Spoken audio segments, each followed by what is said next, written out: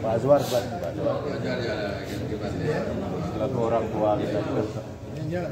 Ibu belah Nabi, Pak Azman, Pak Prof. Ya, lain ya, belum ya. Ya, silakan. Bagaimana Pak tanggapannya Pak tentang pertama innalillahi wa inna ilaihi rajiun.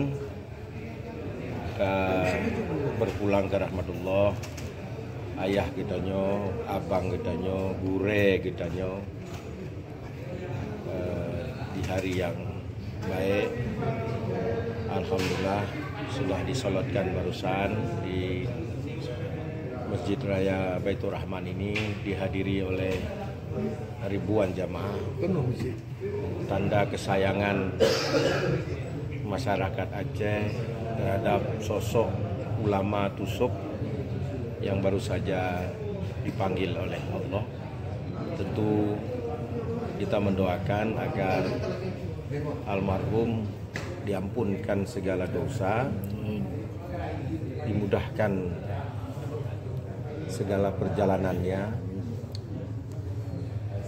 dan dilimpahkan berlipat ganda semua amal baik beliau, sehingga ditempatkan di sisi yang paling istimewa di samping sisi Nabi Muhammad Sallallahu Alaihi Wasallam. Dan tentu banyak sekali petuah-petuah ajaran-ajaran beliau yang patut menjadi panutan pedoman dalam kehidupan sehari-hari.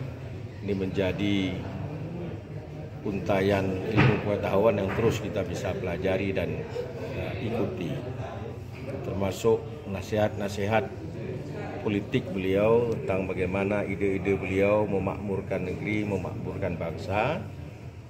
Itu juga menjadi bahagian daripada ajaran dan pedoman yang patutlah kiranya kita ambil hikmah dan laksanakan dalam kehidupan sehari-hari di dalam dunia. Pak PJ, mungkin semasa hidup bagaimana pemerintah Aceh melihat peran almarhum Tusuk?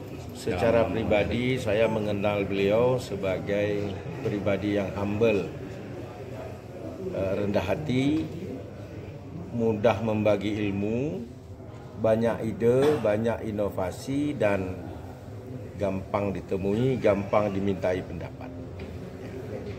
Saya kira itu kesan pribadi dari saya. Tentu yang pernah mengenal beliau, pernah berdiskusi dengan beliau sehari-hari. Kesan demikian.